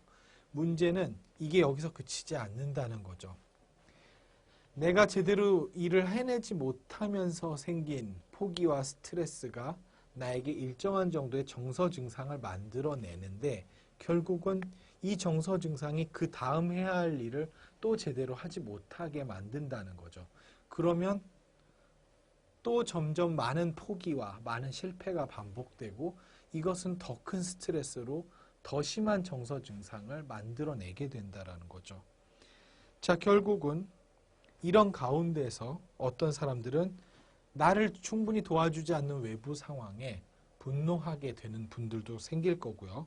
어떤 경우에는 이 모든 것이 다 나의 부족함 때문이다 라고 생각을 하면서 심각한 우울에 빠지게 되는 경우들도 있습니다. 결국 중요한 건 끊임없이 악화되는 이 고리에서 어느 부분을 관리해 줘야 된다는 것이겠죠. 본 회기에서는 이런 악순환의 고리를 끊는 것이 중요한 목표가 되겠습니다. 그래서 다양한 측면에서 어떻게 이 스트레스를 해소시킬 것인가를 알아보겠습니다. 자, 스트레스를 해소하는 방법을 모색하기 전에요. 먼저 우선 양극성 장애와 스트레스 관계가 어떤지 그리고 어떻게 대처해야 되는지를 좀 알아봐야 되겠습니다. 그래서 일상생활에서의 스트레스와 사파 유발에 영향을 미치는 스트레스를 좀 더 분리해서 살펴볼 필요가 있습니다. 자, 스트레스는 양극성 장애의 우울 및 조증 사파에 영향을 미치는 아주 주요한 촉발 요인이 됩니다. 자, 연구들에 따르면 생활 사건에서 생기는 스트레스들은 끊임없이 발병이나 재발의 위험 요인이 됩니다. 자, 근데 스트레스 자체가 양극성 장애 우울이나 조증을 일으키는 위험 요인이기도 한데 문제는 그렇게 해서 생긴 양극성 장애 또한 아까 그 악순환 고리에서 보셨듯이 그 증상이 또 다른 스트레스를 유발하게 된다는 것이죠. 결국은 스트레스가 많아져서 병이 생겼지만 이 병은 또 다른 스트레스를 만들고 이 다음 스트레스는 더 심각한 병의 증상을 불러오게 된다는 것입니다. 따라서 이 스트레스를 관리하는 법을 배우지 못한다면 계속적으로 증상이 악화되는 이 고리를 끊을 수가 없겠죠. 악순환의 고리를 끊는 방법 중에 하나는 약을 복용해서 이 증상 수준을 낮추는 것이 하나의 좋은 선택이 될 수 있습니다. 그래서 증상을 낮추면 그 증상으로 인해 유발되는 스트레스가 감소되는 효과를 노릴 수 있죠. 하지만 또 다른 방법으로는 심리치료를 통해 이 스트레스 자체를 낮춰주는 시도를 하는 것도 아주 좋은 선택이 되겠죠. 그러면 이 스트레스가 추가적인 증상을 유발시키는 부분을 조절해 줄 수가 있습니다. 그래서 본 회기에서는 특히 이 스트레스를 어떻게 관리하고 줄이는지에 대해서 살펴볼 것입니다. 자, 적절하게 스트레스에 대처하는 방법에 대해서 알아보기 전에 먼저 살펴볼 게 있죠. 바로 나의 스트레스는 어떤 원인에서 나오게 되는지에 대해 살펴보는 것입니다. 자, 여기 지금 여러분들이 작성하시게 될 활동제 예시가 있는데요. 자, 며칠 전 퇴근 후 집에 가는데 막 눈물이 나올 정도로 짜증이 났다라는 거죠. 아, 그냥 기분이 안 좋은가 생각할 수도 있겠지만, 자, 원인을 찾아보면 직장 상사와의 관계, 문제, 남자친구와의 싸움, 잠을 못 잔 거, 또 남자친구와 화를 낸 이런 문제들이 모두 중요한 원인이 되겠죠. 자, 그래서 단지 내가 지금 너무 힘들다라는 걸 느끼는 것뿐 아니라 무엇이 이런 스트레스 반응을 유발시키는지를 직접 적어보는 겁니다. 그래서 이게 사파에 영향을 미치는지를 직접 체크를 하면서 자, 이런 여러 가지 사건 중에 촉발 요인이 될 수 있는 것들을 찾아내는 것이죠. 자, 이런 작업들을 통해서 우리는 내 기분을 조절할 수 있는 어떤 방법들을 찾게 되는데요. 자, 그래서 이 시간에는 정서 조절을 위해서 우리는 무엇을 할 수 있는지에 대해서 살펴보겠습니다. 이 시간의 목표는 기분에 따른 나의 상태를 먼저 점검하고요. 나의 정서 조절 전략에 대해서 알아보고 마지막으로 나에게 맞는 적합한 정서 조절 전략과 목표를 세우는 것에 대해서 알아보도록 하겠습니다. 자, 대부분의 사람들은 아주 삶이 바쁘기 때문에 우리가 특정 기분을 느낄 때, 불쾌할 때, 좋을 때 어떤 생각을 그때 하고 사는지를 거의 돌아볼 시간이 그런 여유가 없습니다. 따라서 내가 기분이 어떨 때 어떤 생각을 하고 어떤 행동을 하는지를 잘 알기가 어려운 거죠. 그렇기 때문에 내가 어떻게 변화되어 가는지에 대해서 정확한 정보를 알기가 어렵습니다. 그래서 본 회기에서는 기분에 따라 내 생각과 활동이 어떻게 변화되는지를 활동지 작성을 통해서 볼 겁니다. 그래서 기분이 내가 변화될 때 이렇게 생각과 그거에 대한 행동이 달라지는구나 라는 것들을 살펴보게 될 것입니다. 자, 그래서 여기에서 나오는 활동지는 바로 기분에 따라 내 생각과 활동이 어떻게 변화되는지에 대한 거죠. 자, 예를 들면 여기서 우울한 상태가 되면 세상이 없어졌으면 좋겠다. 뭐 어떤 분은 내가 사라졌으면 좋겠다 이런 생각들을 하시겠죠. 자, 그리고 보통 이럴 때 하는 행동들은 침대에 누워 있는 거죠. 자, 반면에 정상적일 때는 앞으로 내가 뭘 하고 살아야 될지를 고민하거나 열심히 자기 일을 하고 살겠죠. 자, 다음과 같이 내가 기분이 어떤 상태인지에 따라 나의 생각의 패턴, 하는 행동도 달라지는 겁니다. 자, 이것에 따라서 우리가 알 수 있는 것들은 자, 내가 우울한 상태 때 하는 행동은 결국은 나의 우울을 점점 더 악화시키겠죠. 반면에 내가 우울하다고 하더라도 결과적으로 이 문제를 해결하기 위해서는 정상적인 상태 때 하던 행동들에 대해서 주목을 하고 이런 부분들을 늘릴 필요가 있는 거죠. 그래서 특정 기분이 됐을 때 자연스럽게 나오는 기분을 악화시키는 행동들을 최소화하고 반대로 기분을 개선시킬 수 있는 행동들을 늘리는 이런 계획들을 세우는 것이 중요합니다. 사람들은 성공적으로 일상을 유지하고 스트레스에 대처하기 위해서 다양한 방법을 사용해서 자기의 정서를 조절합니다. 다른 말로 하면 기분이 나쁘더라도, 즉 부정적인 정서가 생기더라도 그것이 미치는 영향을 최소화하고 최대한 감정을 좋은 쪽으로 끌어올려서 이 문제를 해결하기 위해 노력을 하는 거죠. 물론 대부분의 정상인들은 이거에 성공합니다. 그래서 되게 기분 나쁜 일이 생기더라도 빠르게 자기의 노력으로 그걸 잊고 조금 더 즐거운 일에 매진하며 살 수가 있어지는 거죠. 그러나 살다 보면 정서 조절에 실패하는 경우들이 생깁니다. 이렇게 되면 일시적으로 우울이나 불안 같은 정서 문제가 경험이 되는데 문제는 이때 이것에 탈출할 수 있는 적합한 전략을 찾지 못하게 되면 이 부정적인 정서가 누적되면서 정서 조절을 어렵게 하고 계속적으로 감정이 나쁜 속에서 유지되는 악순환이 반복되게 됩니다. 자, 그래서 내가 도대체 나쁜 기분이 들 때 나는 이것을 해소하기 위해서 무엇을 하고 있는지에 대해서 알아보고 과연 이것이 효율적인지 다른 방법은 없는지에 대해서 탐색을 해볼 필요가 있는 것이죠. 자, 그래서 역시 이거에 해당하는 또 활동지가 존재합니다. 자, 보시면 각각의 정서 조절 전략이 있어요.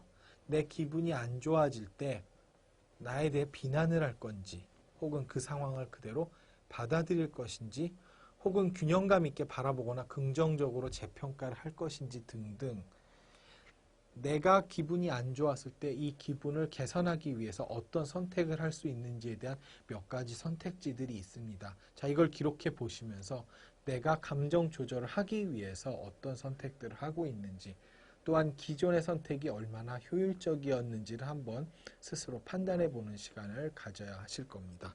자, 오늘은 그래서 스트레스에 대한 이야기들 그리고 정서 조절을 어떻게 할 수 있는지에 대해서 살펴보았습니다.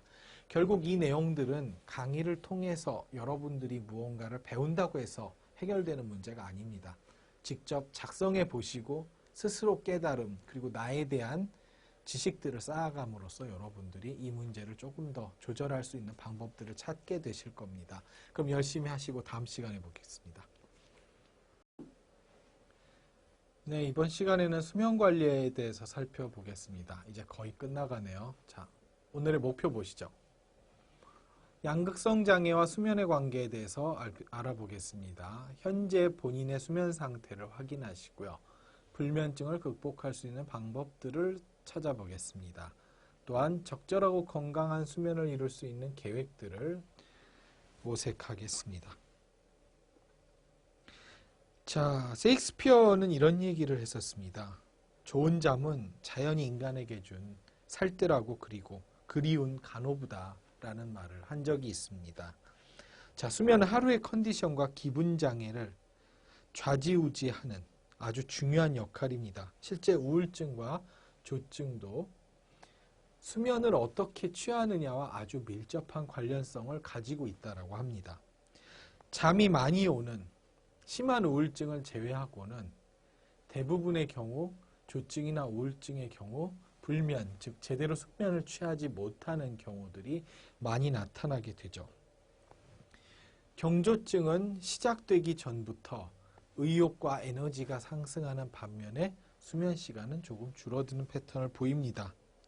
물론 처음에는 수면 시간이 조금 줄어드는 것에 대해서 문제의식을 갖기가 쉽지 않습니다. 실제 우리가 바쁜 생활을 해야 되기 때문에 잠이 잘 오지 않고 별로 피곤하게 느껴지지 않는 건 상당히 좋은 것처럼 보일 수도 있죠. 하지만 이후가 문제죠. 경조증이 지나서 조증 상태가 되면 잠이 확연히 줄어들어서 진단 기준에 막 3시간 얘기도 나오는데요.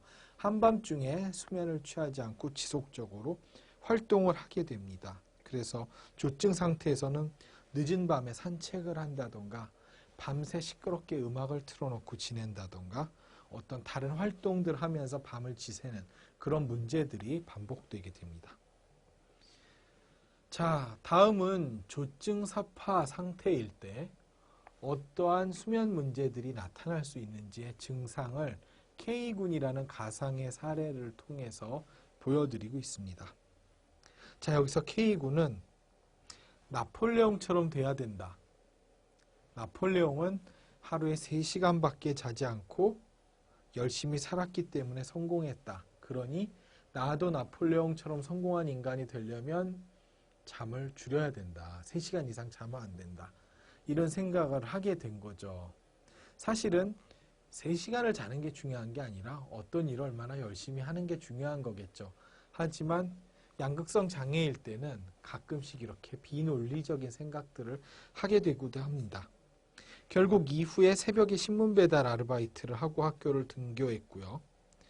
신문 배달을 하지 않는, 일이 없는 날에도 나는 반드시 잠을 아껴야 된다라는 생각을 가지고 일부러 안 자는 모습들을 반복한 거죠.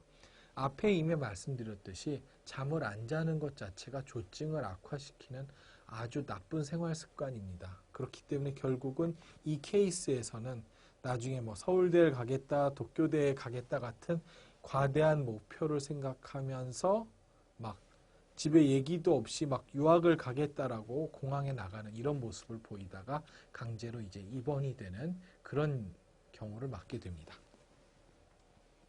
자, 그런가 하면 우울증일 때도 앞에 말씀드렸듯이 조증과 마찬가지로 대부분의 경우는 수면이 좀 줄어드는, 그러니까 불면 증상이 나타나는 것은 공통점이 있습니다. 하지만 일부 약간의 차이가 있는데요.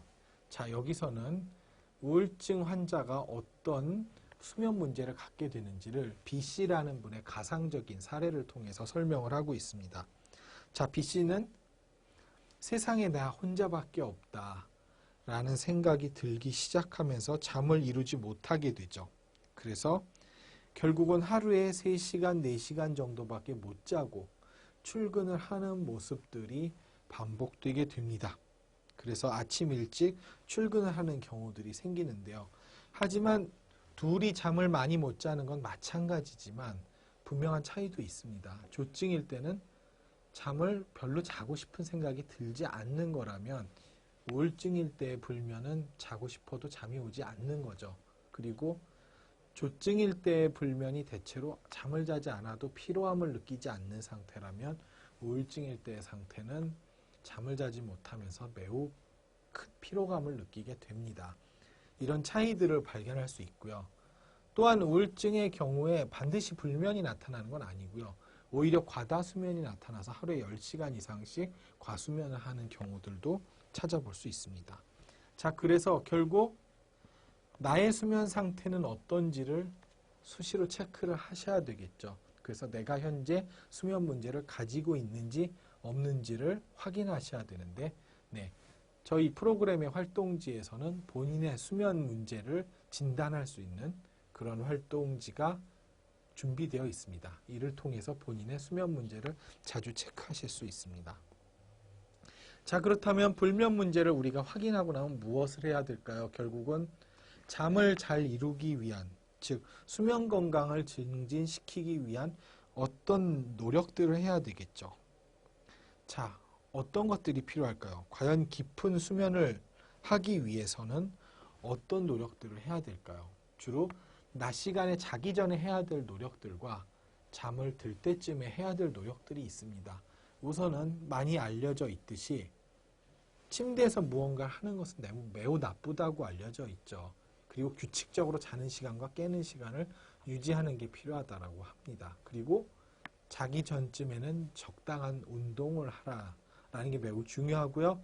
자는 곳은 최대한 어둡게, 그리고 자기 전엔 뭔가를 먹지 않는, 그리고 편안한 침실 환경, 이거는 비슷하죠. 또 수면 전에는 카페인, 알코올, 니코틴 등 두뇌를 자극할 수 있는 것들을 피하고 취침 시간 전에는 최대한 이완하는, 최대한 편안한 상태에 이른 다음에 잠자리에 드는 이런 것들이 필요합니다. 또한 음식을 먹더라도 가볍게 먹는 게 중요하고요. 침실에서 시계를 치우는 것도 중요한 역할을 하게 됩니다. 자, 그리고 졸릴 때만 침대로 가고 정신을 차리고 있을 때 침대에 있지 않는 것이 중요하고, 그래서 침대는 오직 자는 공간, 그리고 성생활을 위한 공간으로만 사용하는 것이 필요합니다. 또한 수면 패턴을 위해서 매일 같은 시간에 일어나고 낮잠을 자지 않으려고 하는 것도 매우 중요하겠죠. 자, 그래서 이런 문제에 대해서도 과연 그렇다면 나는 잠을 제대로 자고 있지 못하다면 나는 잠을 들기 전에 낮 시간에 혹은 잠들기 전에 어떤 행동들을 하고 있는지, 그 중에 어떤 수면 방해 요소가 있지는 않는지를 이제 또한 기록을 하셔야 됩니다. 그래서 이 부분에 대해서 구체적으로 어떤 대응 방법이 있는지를 하나하나 찾아가는 게 이 문제를 해결하는 방법이겠죠. 여기 기록지에 나오는 것처럼 내가 잠을 잘 못 잔다 라고 했을 때 알고 보니까 내가 밤늦은 시간에 커피를 마시고 있었다는 것을 발견할 수 있습니다. 그러면은 이 해결 방안은 결국 커피를 줄여야 되겠죠. 혹은 커피를 너무 좋아해서 안 마실 수가 없다, 이런 상태라면 최대한 커피는 잠을 방해하지 않는 오전이나 점심시간 때에만 마시고 이후에는 커피를 마시지 않는 것을 실천 방안으로 잡는 것도 아주 좋은 방법이 될 수 있겠습니다. 자, 이런 방법을 통해서 매우 간단한 것 같지만 우리의 기분을 안정화시키는데 매우 중요한 잠에 대한 것들을 관리할 수 있겠습니다. 자, 수면을 관리하시면 여러분들은 다음날 훨씬 더 안정된 기분과 개운한 신체 상태를 맞이할 수 있습니다. 따라서 이걸 가볍다고 생각하지 마시고 열심히 기록지를 작성하시면서 잠을 잘 잘 수 있는 사람이 될 수 있도록 노력해 보시기 바랍니다. 감사합니다. 네, 그동안 이 교육 따라오시냐고 정말 수고가 많으셨습니다. 오늘 마지막 시간인데요. 정말 중요한 얘기를 하려고 합니다. 오늘 하고자 하는 얘기는 삶에 대한 희망입니다. 무슨 얘기일까요? 꼭 살자는 거죠. 자, 우리가 이 프로그램을 기획한 의도도, 그리고 여러분들이 아마도 이 프로그램을 이렇게 열심히 시간을 내서 공부하고 적고 따라오시는 가장 큰 이유도 결국은 살아보자라는 의지 때문일 겁니다. 결국은 우리가 살아가고 있는 가장 큰 이유, 또 죽음을 선택하지 않는 가장 큰 이유가 무엇일지를 생각해야 될 시점인 것 같습니다. 분명히 어떤 병에 대한 진단을 받는 건 참 끔찍하고 좋지 않은 경험입니다.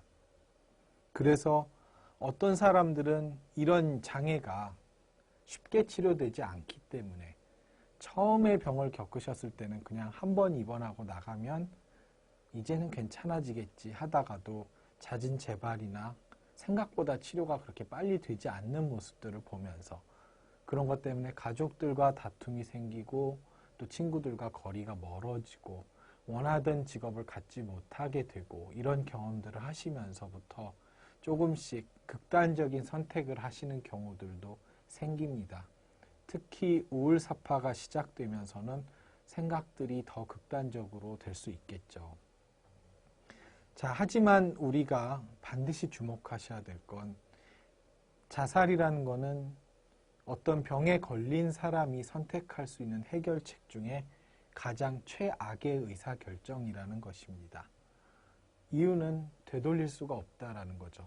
다른 의사결정은 틀렸을 때 다른 선택을 해볼 수 있는 그런 여지가 있는 것이지만, 생명을 끊는다는 것은 그 이외에 아무런 대안을 찾을 수가 없게 되는 것이죠. 자살사고는 다양한 형태로 나타납니다. 비교적 가벼운 상태에서는 그저 죽으면 어떻게 될까, 혹은 그만 살았으면, 혹은 이 삶을 끝낸다면 어떤 일이 생길지 정도에 대한 호기심 혹은 도피에 대한 욕구 정도가 나타나게 되죠. 여기서 조금 더 악화돼서 중간 정도의 자살 심각도가 생길 경우에 꼭 죽는 것에 대해서 아주 구체적인 계획을 세우는 건 아니지만 언제 죽어도 상관없어 라는 생각들을 하시게 됩니다. 실제로 찾아오시는 많은 환자분들이 이 정도의 사고를 보고하시는 것 같습니다. 가장 심한 경우는 마치 내 의지가 아닌 것처럼 어딘가 나 아는 밖에서 나를 죽으라고 얘기하는 환청이 들리는 경우들도 보고됩니다. 이건 이제 매우 심각한 상태인데요. 자, 죽음이나 자살에 대한 사고는 보통 이제는 아무것도 더 나아질 게 없다. 더 좋아질 게 없고 더 나빠질 것만 있다라고 생각하는 시점에 선택을 하게 됩니다. 그런 어떤 무력감의 결과로 발생이 되게 됩니다. 자, 그러면 어떻게 해야 할까요? 자, 그렇다면은 나의 삶에 있어서는 지금보다 나은 순간은 절대 오지 않는 걸까요? 당신의 삶을 보다 나아지도록 바꿀 기회가 어쩌면 많이 남아있을 수도 있습니다. 때로는 새로운 거를 배우고 새로운 걸 체험하고 지금까지 느껴보지 못했던 아주 보람있고 즐거운 일들을 경험하게 될지도 모르는 일입니다. 문제는 그런 기회를 얻기 위해서는 지금 드는 자살에 대한 생각을 중지시키고 참을 수 있는 능력이 필요하다는 거죠. 자, 결국은 활동지를 통해서 여러분들은 몇 가지를 적어 보셔야 될 겁니다. 자, 아직까지 해보지 못한 경험들 많이 있으실 거예요. 그리고 내가 이 세상을 뜨게 되면 내가 너무나 그리워할 것들, 즉 해봤는데 정말 더 해보고 싶을 것들이 있겠죠. 그리고 나에게 너무 중요한 것들, 그리고 내가 희망을 가져야 되는 이유들에 대해서 물론 이런 것들이 그냥 생각했을 땐 하나도 떠오르지 않으실 거예요. 자살 사고가 심해지면 이 모든 것들이 다 의미가 없게 느껴질 수 있는데요. 활동지라는 것은 내가 실제로 무엇이 중요해서가 아니라 정말 그냥 적어보는데 큰 의미가 있습니다. 자, 여기 나오듯이 자, 내가 죽어서는 이 세상을 떠서는 안 되는 이유들을 한번 적어보는 거죠. 나는 아직 학교도 마쳐보지 못했고 돈도 제대로 벌어보지 못한 거죠. 돈 벌어보아서 직장 생활도 해보고 직장인으로서의 동료들도 가져보고 싶고 돈을 벌어서 돈도 써보고 싶고 독립을 해서 살고 싶은 마음들도 있을 텐데 아직 해보지 못한 거죠. 근데 문제는 이건 내가 떠나면 못할 일들이죠. 지금 당장은 큰 가치가 없어 보일 수 있을 수 있어요. 하지만 한번 적어보시는 겁니다. 아, 내가 아직 못한 것들이 무엇이 있는지. 자, 또 하나 누구를 위해서 살아가야 되는지를 또 한번 생각해 보는 거죠. 내가 꼭 살아야 한다면 그것은 누구 때문인가? 과연 내가 죽었을 때 너무나 힘들어할 사람들은 누구인가? 내가 살아서 누군가를 위해서 뭔가 해주고 싶은 사람은 누구인가를 한번 적어보실 필요가 있겠고요. 그리고 내가 떠날 때 아, 너무 아쉬울 것 같다. 만약에 이것을 다시는 못한다면 너무나 아쉬울 것 같다라는 것들을 한번 생각해 보시는 거죠. 너무 치킨 혹은 뭐 치맥 되게 좋아하실 수 있을 것 같은데 아, 이걸 다시는 못 먹을지도 모른다. 삼겹살, 자전거 타기, 뭐 제주도. 내가 너무나 좋아하던 것들을 한번 적어 보시는 거고요. 아직 해보지 못한 경험들, 네. 새 차를 아직 못 사봤죠. 내가 돈을 벌면 차를 타고 싶기도 하고요. 뭐 해외여행도 가보고 싶고 또 정말 해보고 싶은 것들이 많으실 거예요. 이것들을 한번 적어보시는 작업들을 하시는 겁니다. 자, 이런 것들을 통해서 내 삶에 조금 더 나은 가치들을 추구할 수 있는 행동들이 여전히 존재하는지를 알아보시는 게 필요하고요. 또한 이 활동지들을 통해서 내가 혹시 더 좋아질 수 있는 여지는 없는지를 꼭 생각해 보셔야 됩니다. 무엇보다 주목하셔야 될 점이 있습니다. 아마 여기 계신 많은 분들이 이전에도 자살 사고들을 겪으셨을 텐데 한번 돌아 생각해 보시기 바랍니다. 과연 내 자살 사고라는 정도가 언제나 같았는지요. 어떤 날은 당장 죽어야 될 것 같고 살아봤자 아무 의미가 없을 것 같은 날도 있습니다. 그러나 지나고 보시면 또 살다 보니 기분이 좀 안정된 날들도 그간의 인생 경험을 쭉 적어보시면 되게 기분이 나빴던 시기도 있었지만 별 증상이 나타나지 않았던 시기도 있었고 의외로 즐거웠던 시기들도 있었던 거죠. 그러니까 너무나 강렬하게 죽음에 대한 생각이 들 때 우리가 해봐야 되는 건 먼저 서약서를 생각해 주시고요. 또한 기록지를 작성하시고 그 무엇보다도 중요한 건 하루만 더 참아보는 겁니다. 지금 이 순간이 아니라 어차피 죽을 거다라면 오늘이 아니라 내일, 내일이 아니라 모레 죽어도 상관없는 거죠. 어차피. 그렇다면 과연 내일도 모레도 같은 기분, 같은 생각일지를 한번 미뤄보는 거죠. 그러면 분명히 어제와 오늘은 상당히 많이 다른 것들을 느끼실 수 있을 겁니다. 그래서 무언가를 바로 실천하기에 앞서서 여러 가지 우리가 배우고 적어야 될 것들을 하시면서 조금씩 시간을 벌어보는 게 아주 중요한 작업이 될 거다라고 생각합니다. 결국은 여러분들이 꾸준하게 이 작업들을 해 주셔야 여러분들의 감정을 조절하고 증상들이 더 악화되는 걸 막고 또한 여러분들이 재발이 반복되는 것들을 최소화시킬 수 있습니다. 그러기 위해서는 사셔야 되고요. 그러기 위해서는 자주 실천하셔야 됩니다. 여러분들의 참여를 기대하면서 지금까지 들어주셔서 정말 감사합니다.